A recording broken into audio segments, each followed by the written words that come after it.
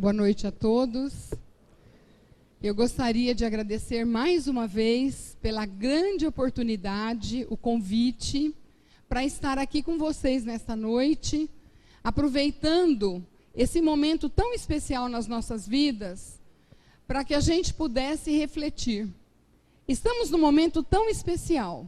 Passamos agora um final de ano, muitas festas, muitos encontros, muitos beijos, abraços. E, nesse momento, nós estávamos em busca da felicidade. No final do ano, a gente se preparou aí de várias maneiras para a chegada do Natal, para a chegada do Papai Noel. Um Papai Noel que nos traria alegria, que nos traria paz, que nos traria equilíbrio, que nos traria segurança, para que nós vencêssemos as grandes barreiras que enfrentamos em 2011.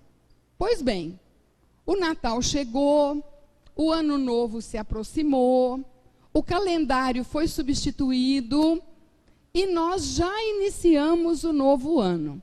Já estamos em 2012. Já se passaram, na verdade, 17 dias. E se nós formos buscar na nossa intimidade, nós vamos perceber que para muitos de nós, as coisas não mudaram. O calendário foi substituído. Nós estamos de agenda nova, um calendário novo na folhinha. Mas a nossa vida não mudou. Muitas situações que nos aborreciam continuam nos aborrecendo. Muita tristeza que nos visitava em vários momentos continuam sendo nossas companheiras. Problemas, dúvidas, e agora, depois do ano, talvez até algumas dívidas que a gente acabou conquistando. Por isso, nós escolhemos esse tema, felicidade, que é a nossa meta, que é o alvo de todos nós.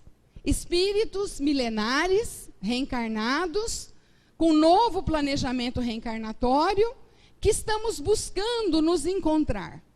Estamos buscando a felicidade. Onde ela está? Quanto custa? Quanto tem? Onde é que eu posso encontrar? Então, nós gostaríamos, junto com vocês, de refletirmos um pouco sobre esta felicidade, sobre esse algo que nós buscamos com tanta força e que a doutrina nos ajuda a obter. Então, nós vamos ver, se buscarmos na nossa intimidade, nós vamos perceber que Jesus é o espírito mais evoluído que passou pela face da Terra. Mais evoluído em todos os aspectos que nós consideramos, do ponto de vista moral, do ponto de vista cultural e do ponto de vista espiritual. Então, a Terra viveu esse momento. E nós vamos especialmente observar que o Cristo se dedicava a nós numa expressão absolutamente moderna. No momento atual, se nós procurarmos com as pessoas que são aí especialistas na mídia e percebermos os veículos de comunicação que mais atingem o nosso espírito, que mais falam para a nossa intimidade, é exatamente o modelo que o Cristo já utilizava naquele momento. Então, o que ele fazia? Ele passava para nós uma ideia, mas esta ideia estava alicerçada sempre numa intenção. E com a intenção, ele transferia o conteúdo, que é o que ficava em nós. O ensinamento, ele sedimentava no nosso espírito, e ainda até hoje acontece assim, quando alguém nos diz alguma coisa, mas trabalhando junto com a ideia, uma intenção e um conteúdo, que é o que vai nos auxiliar, que é o que vai promover mudança em nós. As formas que Jesus usava são conhecidas de todos nós. Ele era um especialista em falar por parábolas, mas também utilizava dos sermões, fazia curas, que eram os atos vivenciados por aqueles que compartilhavam com Jesus, junto com os diálogos e especialmente os atos. E nós vamos ver que dessa maneira, ele sempre deixava a ideia, e essa ideia era a de Deus, o Criador do universo, a maior inteligência que construiu o universo. Então, de um Deus bom, inteligente e a noção correta do que fosse o reino dos céus. Por que essa preocupação que Jesus tinha conosco? Porque nós estávamos acabando de sair do período de vários deuses. Daquele período que o Egito vivia o bezerro de ouro, o culto dos bens materiais. Então nós tínhamos o Deus do sol, o Deus da lua, o Deus do vento, o Deus das plantas, das flores, das aves e por aí afora. Entre os egípcios e os gregos havia uma grande fragmentação do que fosse Deus. Então Jesus vem e coloca a ideia de um Deus uno, mas um Deus bom, inteligente, misericordioso e justo. E uma noção correta do que fosse o reino dos céus. A intenção de Jesus, obviamente, que era a de desmaterializar esse homem. Esse homem que acreditava no Deus da borboleta, no Deus da semente, no Deus da água, que ele acreditasse em Deus, mas de uma maneira espiritualizada. Ou seja, desmaterializar o homem, e à medida que nós vamos nos desmaterializando, vamos nos desapegando dos bens materiais, vamos espiritualizando a nossa existência e com isso evoluindo. E em seguida, ele deixava o conteúdo. E esse conteúdo era um conteúdo baseado na moral, no amor ao próximo e combatendo as nossas dificuldades. A vaidade, o orgulho, o egoísmo e principalmente dando-nos a esperança, a coragem, a fé e a alegria de viver. Então nós vamos ver que a atenção de Jesus para com o nosso processo de aprendizado e de crescimento moral e espiritual era integral. O plano de progresso estava todo ali.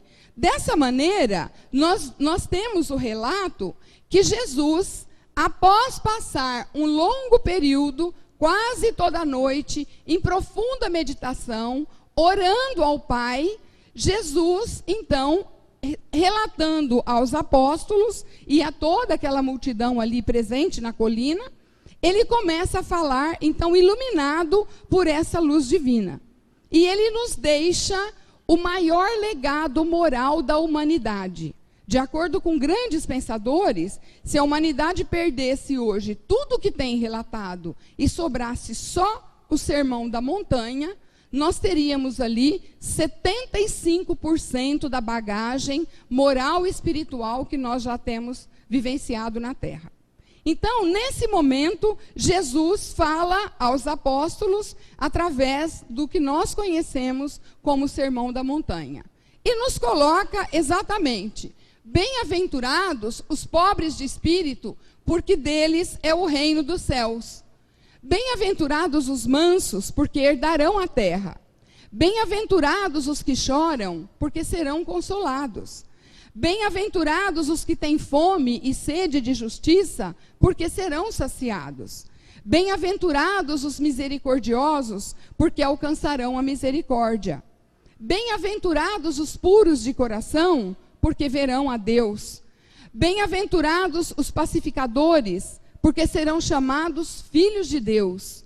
Bem-aventurados os que são perseguidos por causa da justiça, porque deles é o reino dos céus.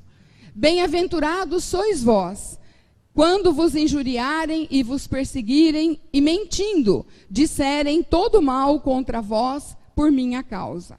Alegrai-vos e regozijai-vos, porque será grande a vossa recompensa nos céus, pois foi assim que perseguiram os profetas e vieram antes de vós. Isso está narrado em Mateus, no capítulo 5, versículos de 3 a 12.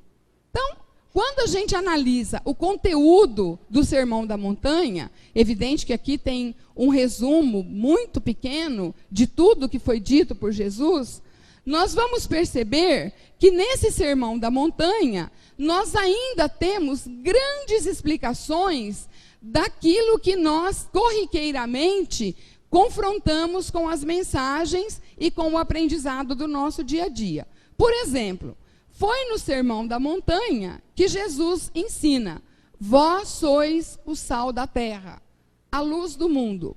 Nós vamos encontrar em algumas traduções o tempero de paz no mundo. Algumas traduções colocam essa versão. Foi no Sermão da Montanha que Jesus disse: não vim destruir a lei, mas eu vim dar cumprimento a ela. Foi também aqui que ele colocou: antes de fazer a tua oferta ao altar, reconcilia-te com o seu adversário. Não adulterarás. Se o teu olho for motivo de escândalo, arranca-o. Falou sobre o casamento, falou sobre o divórcio, falou sobre o adultério.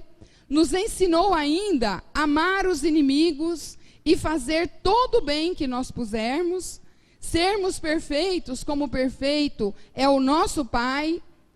Nos orientou para que a gente não ajuntasse tesouros sobre a terra, para que a gente não se dedicasse a essa prática, que já era uma prática da humanidade.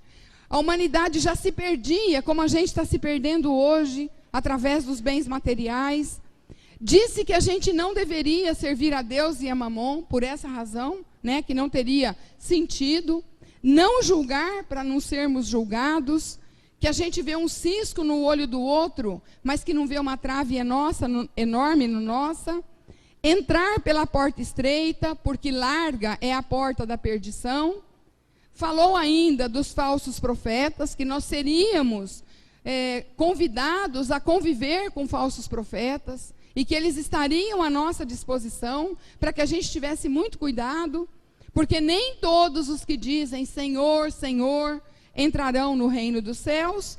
E concluiu o Sermão da Montanha, rogando ao Pai amparo e proteção.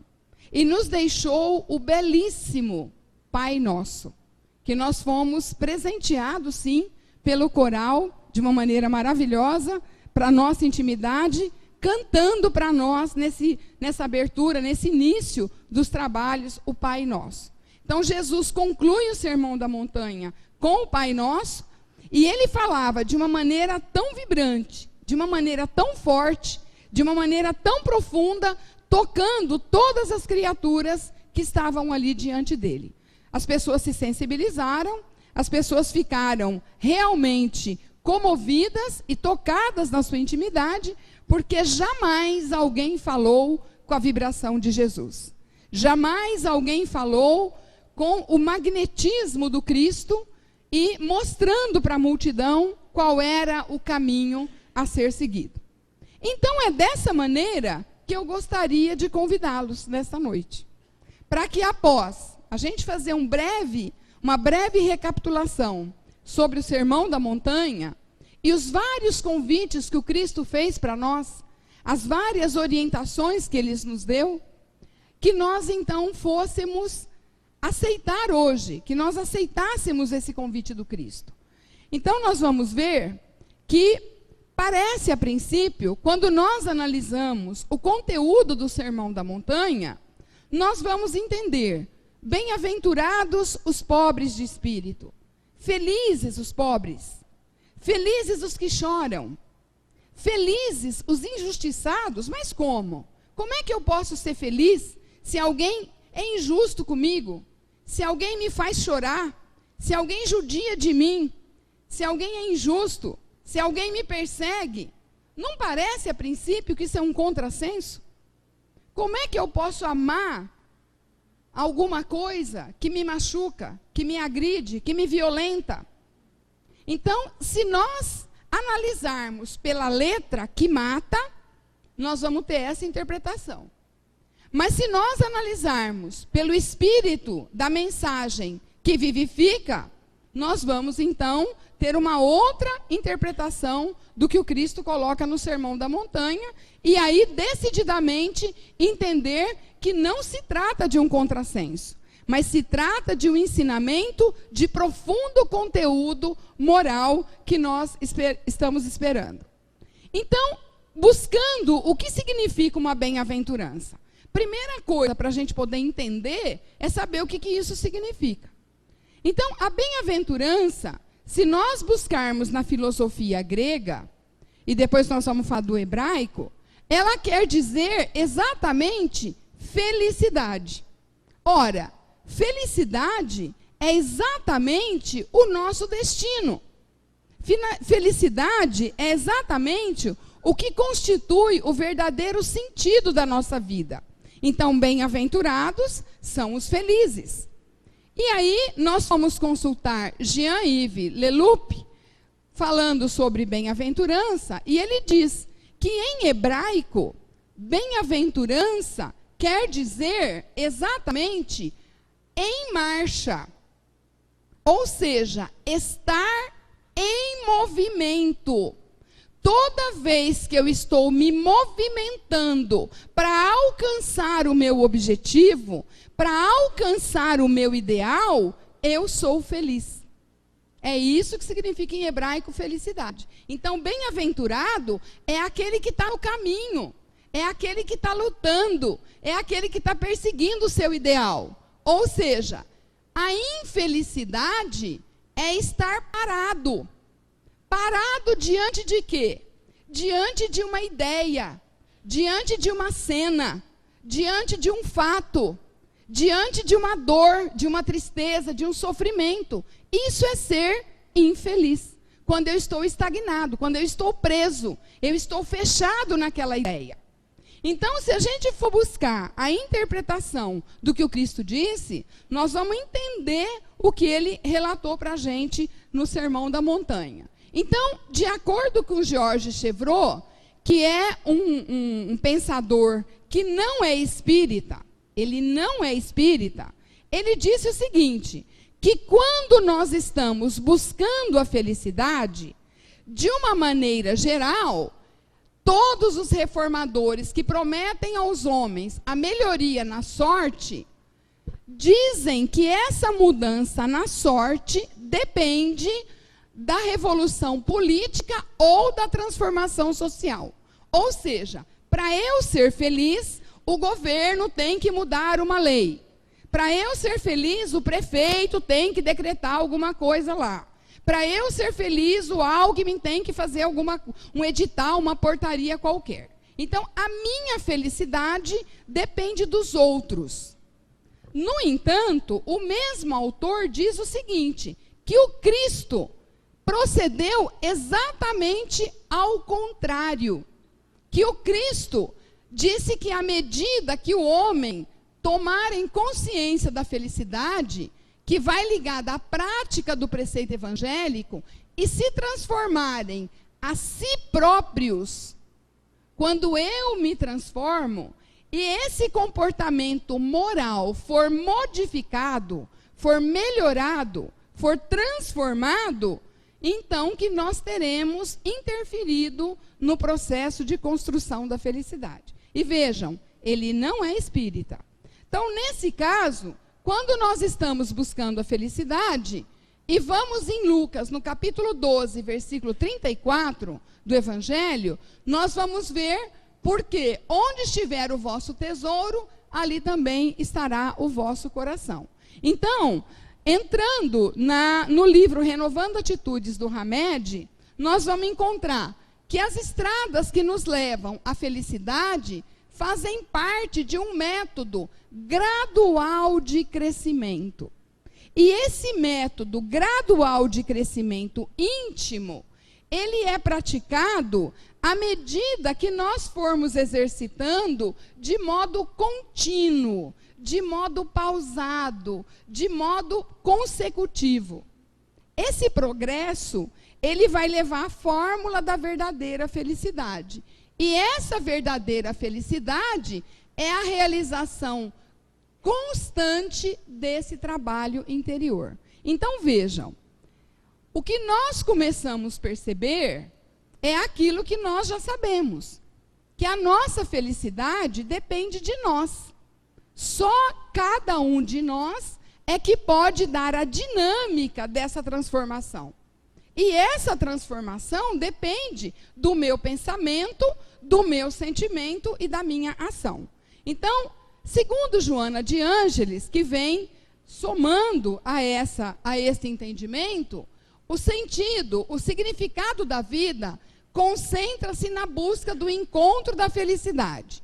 Constitui mais frequentemente um desafio existencial, responsável pelas contínuas realizações humanas.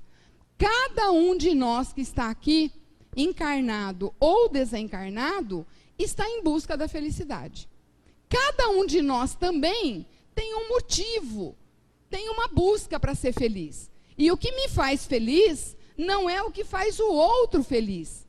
Aquilo que o outro procura pode não me interessar, mas aquilo que me interessa é o que me realiza. E é isso que me mobiliza na conquista da felicidade.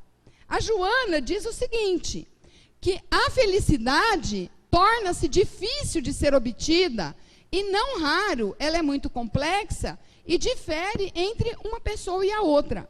Mas o maior perigo que nós enfrentamos é exatamente confundir com o prazer. Quando nós confundimos a felicidade com o prazer, e em especial quando esse prazer se torna um prazer material, efêmero, ele pode trazer muita dor e essa dor em seguida nos atormentar muito. Quando muitas vezes a gente só queria ser feliz, mas na medida errada é que nem o sal na comida. É que nem a pimenta, né? Sem pimenta é ruim, mas com muita pimenta também, socorro, né? Então, a felicidade é esse ingrediente importante para nós. Então, onde é que nós vamos encontrar a felicidade, né? Será que nós vamos ter felicidade se tiver poder? Então, eu vou chegar aqui no centro, vou me candidatar logo a ser presidente do centro. Quero ser o diretor, porque aí eu mando e eu vou ser feliz. Será que isso vai me realizar? Será que isso vai completar essa busca que eu estou tendo para comigo mesmo? Será que se eu for rico, se eu ganhar na Mega Sena, será que se eu acertar um bilhete aí de loteria, ou fizer algum negócio aí que me render um lucro bom, aí eu vou ser feliz, né? Inclusive tem uma propaganda aí, acho que interessante, mas um tanto equivocada, que a gente deve pensar nela com muito carinho, de uma loja que diz assim, ó, vem ser feliz. Ou seja, se você for ali e comprar o micro-ondas, a lava-louça, a geladeira que está em oferta, você vai ser feliz. Cuidado. Não é bem assim, né? Então, ser feliz é outra coisa. Juventude, né? Eu já estou aqui com meus 14, 15 anos, já estou começando a pintar o cabelo. Será que se eu tiver a fonte eterna da juventude, fizer uma plástica, mudar minha aparência, tingir meu cabelo, será que se eu me tornar, vestir uma roupa jovem, que nem as meninas estão por aí, tão bonitas, será que eu não vou ser feliz? Então, essa questão, ela convive conosco na nossa intimidade, né? E aí a gente se depara com situações assim, né? Acabamos de sair desse período, né, gente? O shopping lotado, as ruas cheias, pechincha daqui, compra dali, né? Então, em busca da felicidade. Ou seja, muitas vezes, olha aqui, ó. Olha que maravilha, olha o sonho nosso aqui, ó, né? Então, será que nesse momento, quando eu compro tudo que eu posso, literalmente, catei lá o cartão do meu marido e ele não está junto comigo mesmo, então, né, eu posso. Naquele dia eu estou poderosa, né? Eu tenho liberdade, né? E essa liberdade, será que ela me transfere momentaneamente um poder de comprar, de pagar, de carregar uma porção de coisa que objetos do meu desejo, né? Me dando uma satisfação momentânea. Isso é felicidade? Então nós vamos ver que na verdade é sim, é uma felicidade. Só que é uma felicidade chamada efêmera. É uma felicidade passageira. É uma felicidade que na hora que eu calçar o sapato, vestir a roupa, comer a comida, acabou a felicidade. Ela dura um período. E pode trazer tristeza depois, né? Para pagar esse monte de sacola aí depois, né? Vai chegar a hora, né? Ao mesmo tempo, a gente pode se deparar com uma situação como essa. Férias, criançada brincando, né? Tudo junto, aquela alegria. Aí a gente vê uma porção de sorrisos, muitos barulhos, muita energia. Nós vamos encontrar alegria para todo lado, companheirismo entre as crianças, muita liberdade, muito respeito, né? Um aprendizado enorme. Eles são felizes naquele momento? Então nós vamos dizer que sim. Eles são felizes, né? E essa felicidade é uma felicidade maravilhosa. É uma felicidade chamada simples. Olha ali, ó, pisar na água, espirrar água no outro, correr atrás do amigo, né? Jogar uma bola para cima, pular corda. Não precisa de mais nada. Somos felizes naquele momento, né?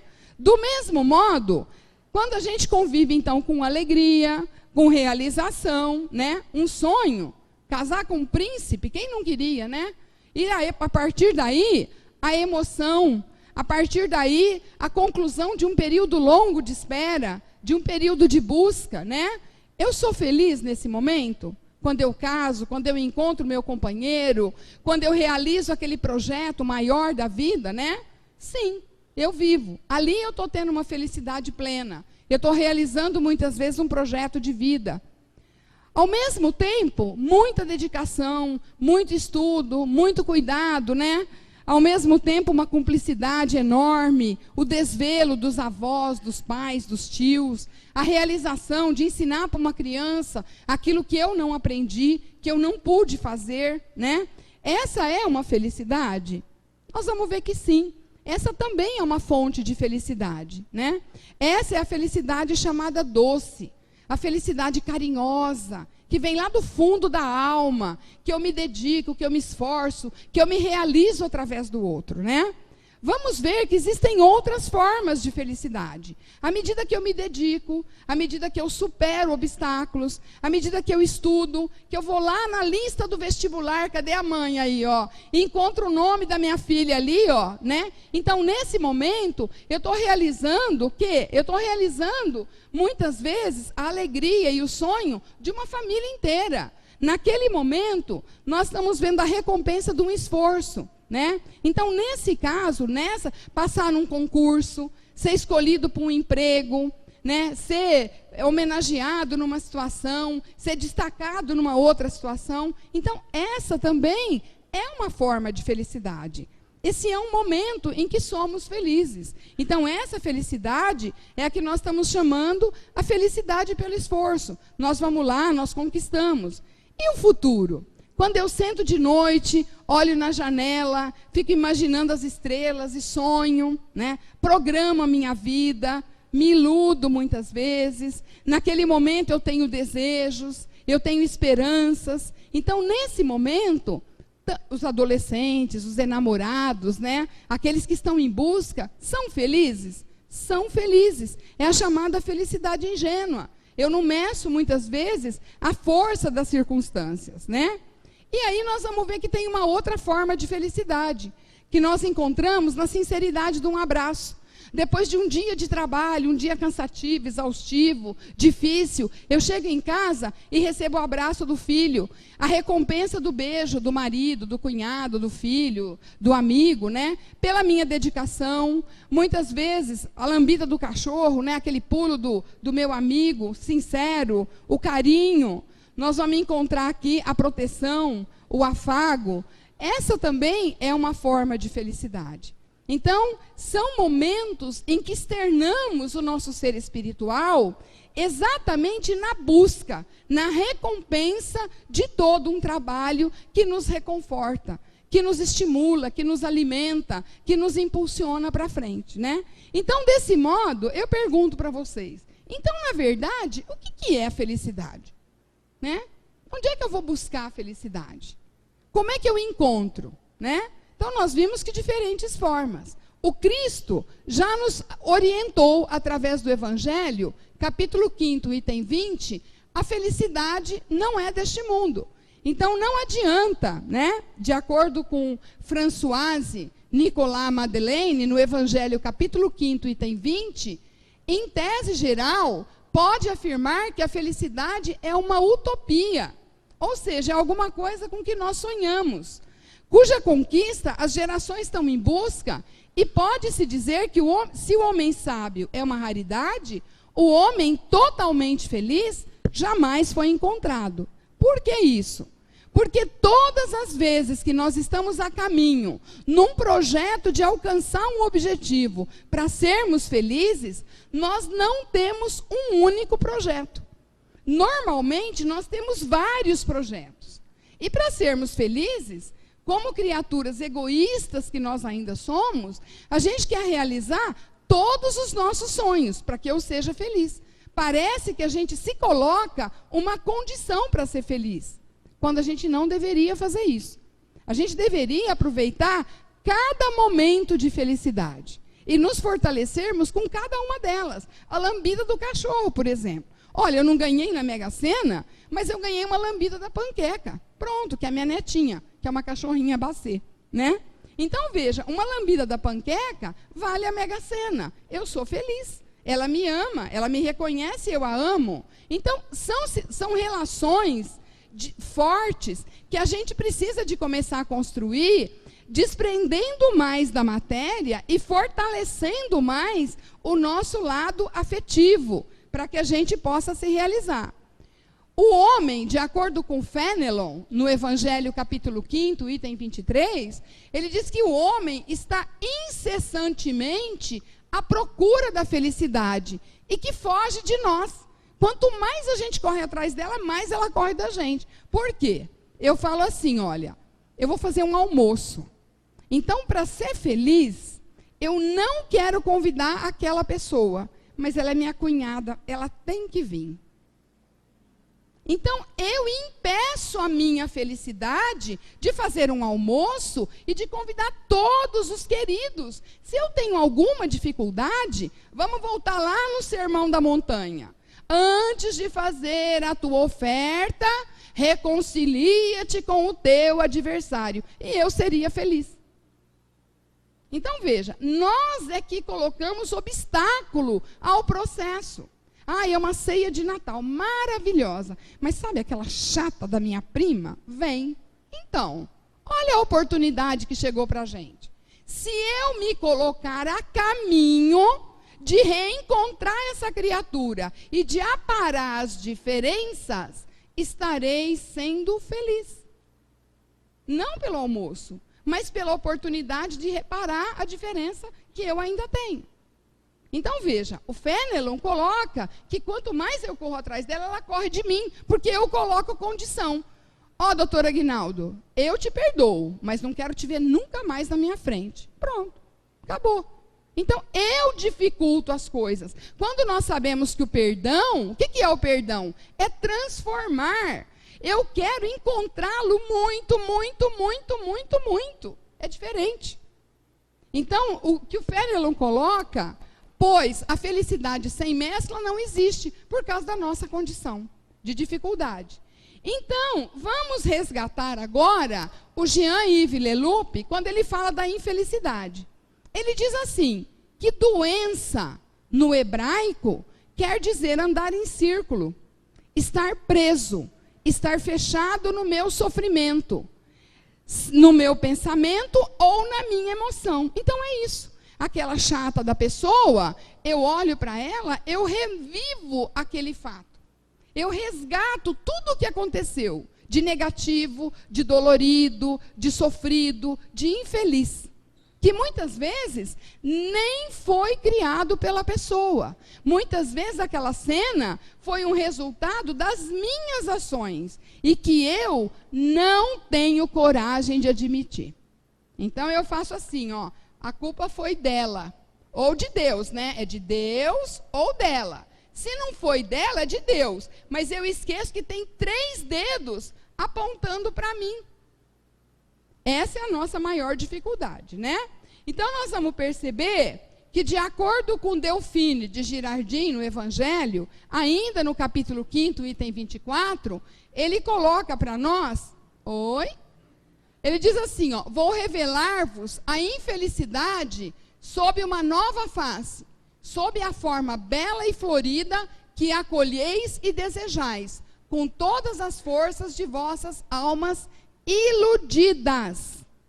A infelicidade é essa alegria falsa, esse prazer egoísta, a fama enganadora, a agitação fútil, a louca satisfação da vaidade, que faz calar a consciência, que perturba a ação do nosso pensamento e confunde o homem quanto ao seu futuro. A infelicidade é o ópio do esquecimento que buscais incessantemente. O que eu quero? Se eu vivi uma situação menos feliz, eu quero esquecer. A gente esquece? A gente não esquece. A gente finge que esquece. Mas está ali dentro de nós, está armazenado na nossa intimidade a causa daquela situação. Nós vamos então buscar saber, fazendo essa reflexão juntos, daquilo que as bem-aventuranças deixam para a gente. O primeiro entendimento muito importante que a gente precisa de registrar é de que Deus é a inteligência suprema, a causa primeira de todas as coisas. Então, Deus é o Criador. Ele é o Pai, Ele é o nosso Criador. Na condição de espíritos, somos imortais. Ou seja, não adianta vivermos momentos de felicidade, não adianta passarmos a vida fazendo de conta, porque levaremos para depois tudo aquilo que a gente precisa de resgatar, de acertar. Então, a nossa situação de equacionar as dificuldades, de equacionar os problemas, a oportunidade é agora. Já nos diz Alta de Souza, a hora é agora. Em seguida, nós vamos ver que aparece para nós, como grande misericórdia do Pai, a oportunidade sublime da reencarnação, onde, através de vidas sucessivas, nós temos a oportunidade de reorganizar os nossos arquivos, de reorganizar os nossos sentimentos, nesse processo, com a reeducação da nossa intimidade e o processo de evolução. Estamos sujeitos às leis de causa e efeito, ou seja, toda vez que infringimos a lei, assumimos débitos para com ela. E essa lei, ela é uma lei natural, ou seja, não tem exceção. Lei natural é lei de Deus, é lei da criação. E todos os filhos de Deus, toda a natureza está submetida a essa lei de criação, que está relatada no Evangelho e no Livro dos Espíritos. Confiança e fé na vida futura, ou seja, na condição de filhos de Deus, sempre tendo a reencarnação como grande oportunidade, precisamos de ter a certeza de que fomos criados para sermos felizes. Nenhum de nós nasceu para sofrer. Nenhum de nós nasceu para roubar, para matar, para violentar, para agredir. O que acontece é que quando perdemos o caminho da lei natural, e muitas vezes decidimos fazer esse julgamento por conta própria, atropelamos a lei e acabamos perdendo o caminho, entrando pelo desvio. Desvio, vocês sabem, né? Tem prego, tem uma pedra, vai furar o pneu, vai perder o caminho. É o que acontece muitas vezes quando fugimos da lei natural. Então, o Jorge Chevreul, ele volta a nos auxiliar novamente, dizendo que a felicidade do homem no que não diz respeito ao que ele possui ou ao que ele tem, mas ao que ele é. Ou seja, somos felizes quando nos colocamos em marcha, buscando aquilo que almejamos, para poder atender a nossa busca interior, a nossa realização, mas não pensando nas coisas materiais apenas. É claro que somos matéria, somos espíritos reencarnados. Precisamos sim de roupa, de comida, de sapato, precisamos de uma moradia, está chovendo muito, a gente precisa se abrigar, mas não devemos ser escravos da matéria. A matéria está para nos servir, e não para que a gente sirva a matéria na forma de um servo, na forma de um escravo. Então, a felicidade depende de nós. A sua origem está dentro de nós. Se vivermos como discípulo do Cristo, teremos então esses meios para sermos felizes. Nós vamos perceber então que neste processo, espíritos que somos, estamos em transformação. Então, nesse momento, nós precisamos de conquistar novos patamares evolutivos, através dessa mudança que nós vamos realizar dentro de nós. Então, essa mudança, ela aparece através de novas oportunidades.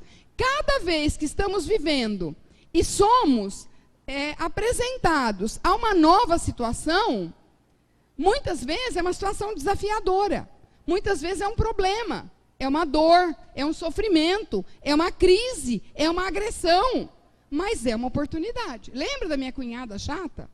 Lembra daquela prima que eu não gosto? Lembra daquela pessoa que eu não tenho muita simpatia? Se eu encarar como uma nova oportunidade e trabalhar novas perspectivas de conhecimento, o que vai acontecer comigo? Eu vou aproveitar essa reencarnação, eu estou convivendo com a minha oportunidade e vou, então, me submeter nesse estágio de vida à transformação do espírito que eu sou. Então, nesse caso, o que vai acontecer? Eu vou reconstruir de uma maneira positiva o código moral de conduta do espírito que eu sou. Baseado em quem? No maior compêndio, no maior tratado de moral que nós temos à nossa disposição, que se chama o Evangelho. Então, no Evangelho é que nós vamos encontrar todas essas bases que nos auxiliarão. Então, eu vou tomar aqui um modelo que todos vocês conhecem, para que fique muito fácil da gente perceber como é que a gente se perde procurando a felicidade. Todos vocês provavelmente já ouviram a parábola do filho pródigo, né? Então, um pai muito rico, fazendeiro, que tinha muitos bens, decidiu dividir o seu patrimônio entre os filhos. E um dos filhos, julgando que para ser feliz ele precisava disso, então, investido de um espírito, infelizmente ignorante, mas muito imediatista, ávido pelos prazeres da vida, o que ele fez? Ele pegou o dinheiro e saiu pelo mundo, abandonou a família, a casa do pai, e foi em busca das aventuras. Olha, eu tenho grana, eu tenho dinheiro. Com dinheiro eu compro tudo o que eu quiser, eu vou ser feliz. Imagina ficar aqui com esse velho chato, essa mulher implicante, né, que fica me controlando aí, meu pai, minha mãe. Não quero saber disso, vou embora. E foi embora. Então, quando ele foi embora, em busca dos prazeres da vida, buscando todas as vontades imediatas, ele esqueceu-se que tinha um amanhã. Nesse processo, ele se envolve com várias situações infelizes. E essas situações infelizes, o que acontece? Ele começa a ter um comportamento em que qualquer coisa que ele fizer se justifica, porque ele tem dinheiro, ele está pagando e ele pode. Então, ele compra o que ele quiser para se satisfazer. Então, isso começa a funcionar. Num primeiro, num segundo, num terceiro momento, a pessoa se sente muito bem, poderosa, ela quer, ela pode, ela manda, ela paga, né? A partir de um certo ponto, nós vamos perceber que ela vai começar a viver na mesmice, vai começar a viver num momento vazio, vai começar a vivenciar depressão e uma profunda dor. Só para lembrar, os países da Europa, em que as pessoas têm muito dinheiro, têm tudo o que quer, é o lugar em que as pessoas são mais infelizes. Porque elas têm tudo que o dinheiro pode comprar, mas não têm a realização que depende do trabalho delas mesmas. Então, nesse caso, somos convidados a viver uma situação cíclica, agora no caminho negativo, entrando naquilo que nós chamamos de vício. Então, é o vício de um comportamento, é o vício de um procedimento que não é positivo. E, nesse caso, o vício começa a se tornar estéril, começa a se tornar ineficaz. Por mais que ele faça a mesma coisa, ele não vai ter mais a mesma alegria, a mesma satisfação. Isso vale para todo tipo de descontrole. Então, essas experiências, elas começam a se tornar cada vez mais experiências dolorosas, que levam a criatura a um estado de intranquilidade e de perturbação. Isso vai acontecer até que o vício e o orgulho acabam sendo vencidos pelo arrependimento e pela dor. Resgatado, então, pelos amigos, pelos parentes, pelos vizinhos. Então, a criatura é resgatada e ela passa, então, ela encerra o seu estágio doloroso para o espírito quando ele aprende que o mundo não está aqui para servi-lo. Esse é o grande aprendizado. E que para se recuperar, ele depende dos outros. Então, nesse ponto, o aprendizado é grande. Esse esforço de libertação é proporcional à maneira como a pessoa se fixou naquela situação de intranquilidade, e essas transformações, elas começam exatamente através da renovação dos sentimentos. A renovação dos sentimentos de cada um de nós caracteriza as nossas atitudes. O que falamos, o que pensamos, o que fazemos, o que praticamos, como julgamos, acaba definindo a nossa conduta diária. Ou seja, a nossa transformação para a felicidade, ela é todo dia, toda hora, todo minuto, todo segundo. Não é num dia que nós vamos fazer isso. Quando nós vencemos o automatismo e os conceitos passados, através do preconceito. Então, muitas vezes a gente diz assim, ó, aquela pessoa... ele já usou droga. Eu não confio nele, não. Ele foi um drogado. Ele foi um drogado. Mas ele pode se recuperar. Ele pode ser resgatado. E ele pode ser uma pessoa que adentra a sociedade, arruma um trabalho, se empenha, se esforça, se transforma e se torna uma pessoa feliz. Então, nós somos muito preconceituosos. E aí é que mora uma grande dificuldade. Por quê? Para buscar por novas e felizes experiências, nós precisamos de alterar o ambiente de convivência. Programada, as discussões, as companhias, que vão sustentar novos hábitos que nós vamos implantar no íntimo dessa criatura. Então, nós devemos contribuir para que aquela pessoa se transforme, amparando, auxiliando. Isso é um momento de felicidade. Quando nós podemos proporcionar ao outro uma transformação, através do nosso amparo, através da nossa experiência.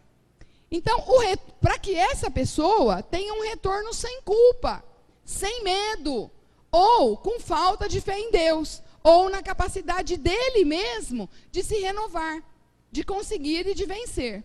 Então, nós vamos ver que esse novo patamar e outras atitudes para aquele espírito, ele vai ser fortalecido através exatamente de uma energia nova, porque ele vai ser tentado a voltar no vício. Ele vai ser tentado a errar outra vez. E nós devemos estar ali para ajudá-lo. Então, nesse caso, nós vamos perceber que quando o espírito luta e consegue vencer aquela dificuldade, nós dizemos que ele está na sua maturidade moral. E aí, sustentado pela orientação que o Cristo já tinha dado para nós. Vigiai e orai para que não entremos em tentação. Então, nós vamos perceber que a oração sincera e a força que vai nos auxiliar nesse momento. Que vai nos auxiliar exatamente a essa resistência interior. Que vai nos amparar nesse auxílio em todos os momentos. Vigiar a nós mesmos é muito mais difícil. Presta atenção no momento que nós estamos vivendo agora. Acabamos de passar pelo Natal, pelo Ano Novo, e já tem na praça um programa novo, bombando aí na rádio, na emissora. Como é que chama? O BBB. Não é?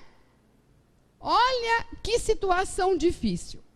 Nós mal conseguimos dar conta de cuidar da nossa vida, mas nos colocamos aptos a cuidar da vida dos outros, a vigiar o outro. Olha, dá uma espiadinha, né? A gente não consegue espiar a própria vida. Somos responsáveis por ela. Como diz o Evangelho, somos juízes e escravos em causa própria. E não estamos cuidando disso. Então, veja, cuidar de nós é muito difícil.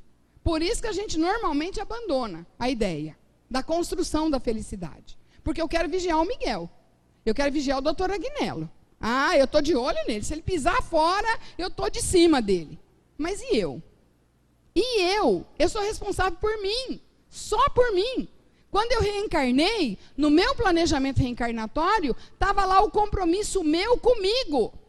No meu processo evolutivo.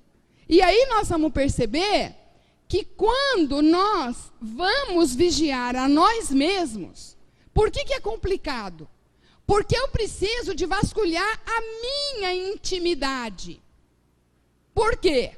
Porque muitas vezes a intenção é uma. A minha atitude é uma. Mas eu preciso de entender as minúcias do meu pensamento. Quantas vezes que nós temos um móvel? Então, olha, vai ter uma campanha aqui no centro. Eu venho aqui e compro 15 pizzas. Para todo mundo ver. Mas por dentro, eu não penso que eu estou fazendo uma boa ação em comprar 15 pizzas. Eu penso que eu podia usar aquele dinheiro para comprar uma sandália nova. Mas isso está dentro de mim. Aqui fora eu comprei a pizza. Ou seja, o móvel de cometer ato positivo aos olhos dos outros, mas cheios de falsidade e de segunda intenção comigo mesma. Eu estou para sair para o cinema com o Miguel. Aí chega um amigo meu. Eu falo, nossa, que alegria, que bom te ver. E dentro eu falo, cara, por que você não veio amanhã? Por dentro eu penso que eu não queria que ele tivesse chegado, eu queria que ele viesse amanhã. Mas na hora eu não tenho coragem de falar para ele, olha, Chiara, desculpa, vamos lá, nós estamos indo no cinema, eu te convido, vamos com a gente. Muitas vezes nós ainda agimos dessa maneira. A vitória da honestidade íntima, então, superando as ilusões do orgulho e a convivência com os nossos sentimentos, é o que nós precisamos de perseguir. Sermos sinceros. Meu amigo, te gosto muito, mas hoje eu estou indo no cinema. Você não repara? Vamos com a gente? Sabe, vamos ser sinceros. Vamos colocar aquilo que está na nossa intimidade. Encarar as nossas sombras, as nossas dificuldades inconscientes e perguntar para mim, quem eu sou? Quem eu sou? Eu, verdadeiramente, quem eu sou? Né? E essa pessoa que eu sou, quando eu começar a responder quem eu sou, e não ter dó de mim, não ter piedade de mim, olhar nos meus defeitos e dizer, olha, você falha aqui, você erra ali, você está pisando na bola ali. Com tudo de bom que eu tenho uma porção de coisa para transformar. Então, nesse momento, nós vamos inaugurar uma nova fase espiritual. Essa nova fase, ela vai estar alicerçada na coragem. De quê? De olhar para mim. Gente, lá atrás, eles colocavam o cristão lá na arena em Roma e soltavam o leão, para o leão pegar ele. Hoje o leão está aqui dentro de mim. Eu sou uma onça. Eu sou uma onça. Então é essa onça que eu tenho que enxergar. É ela que eu tenho que encarar. Nossa dificuldade hoje não está lá fora, está aqui dentro. Reside na nossa intimidade. Então essa coragem, ela está amparada no amar a Deus sobre todas as coisas e ao próximo como a ti mesmo. Quando eu começar a olhar para aquele que eu não tenho muita simpatia, com compreensão, eu estou me transformando a caminho da felicidade. Então, esse processo é um processo que depende de mim. Mas, para isso, eu preciso de me amar. Aceitar as minhas dificuldades, os meus erros. E essa transformação, ela vai acontecer exatamente quando eu vivo momentos de prova, momentos de expiação. Quando os meus sentimentos são convidados a serem expostos. E a partir dos meus sentimentos, evidentemente, a minha ação. Então, eu sinto, mas eu ajo, eu opero no sentido de me mudar para melhor. Então, nós vamos perceber, todos vocês já devem ter ouvido, tem uma história muito bacana, que eu gostaria de rapidamente colocar, que é aquela história da ostra. A ostra é um bichinho aqui, né, que vive no mar, ela está aberta. E quando ela usa essa parte mole aqui, ó, é como se fosse a boca, né? Então a água do mar passa por ali, ela filtra a água, e filtrando a água, ela tira da água os nutrientes que ela precisa para viver. Então, para ela é fundamental não ser agredida na boca. Então, o que pode acontecer? Alguém abre ali e joga um cristalzinho, por exemplo, de areia. Ou faz um corte. É como se cortasse a nossa boca, a nossa língua. Como é que a gente reage se alguém cortar a nossa boca, a nossa língua? Essa onça que está aqui vai em cima, né? Como é que a ostra reage? Ela produz uma substância chamada nácar. E essa substância envolve aquele agente agressor lentamente. Então, ela vai produzindo essa substância, vai envolvendo aquele cristal, aquele corpo estranho, vai envolvendo com amor, com doçura, com equilíbrio, com suavidade. E o produto final é esse que vocês conhecem aqui, ó. É a pérola, é uma joia. Então, veja, alguém agrediu e como que ela reagiu? Se transformou. Ela aproveitou a oportunidade da agressão, do desequilíbrio, do problema, da dor, do sofrimento, para reagir de uma maneira equilibrada, para reagir de uma maneira produtiva. Então, é a vitória do amor. Naquele momento em que a sua batalha íntima, a sua luta, os seus problemas, as suas dificuldades, as suas experiências foram superadas, reagindo com pureza da alma, com equilíbrio, produzindo uma beleza de joia como a pérola, ela se tornou uma criatura mais feliz, se fôssemos nós, né? Eu estou fazendo uma comparação porque a ostra não vai conseguir esse estado de felicidade. Mas no nosso caso seria uma comparação assim, né? Então nós vamos perceber que diante de uma dor, diante de uma dificuldade, o que é ser feliz? Ser feliz é estar bem consigo, é estar bem com o mundo, né? Trabalhar, servir, amar e perdoar. Então esse, segundo a irmã Cidefô, nós vamos aproveitar aqui a oportunidade para encerrar, dizendo que é a meta, que é o roteiro para que a gente possa conquistar a felicidade. Então vamos lutar conosco, não vamos procurar no outro a causa. Construir a felicidade depende de mim, construir a felicidade depende de cada um de nós, está em nossas mãos. O caminho é variado, o caminho é longo, o caminho é difícil ou muito fácil.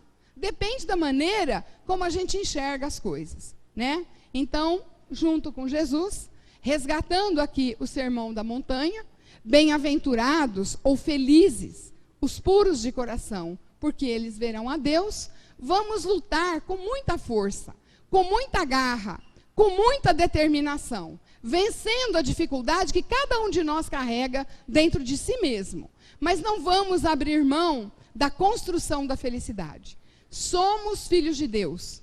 Somos espíritos milenares, viajores de muitas romagens, que estamos aqui submetidos a um processo de evolução para construirmos a felicidade para sempre dentro de nós.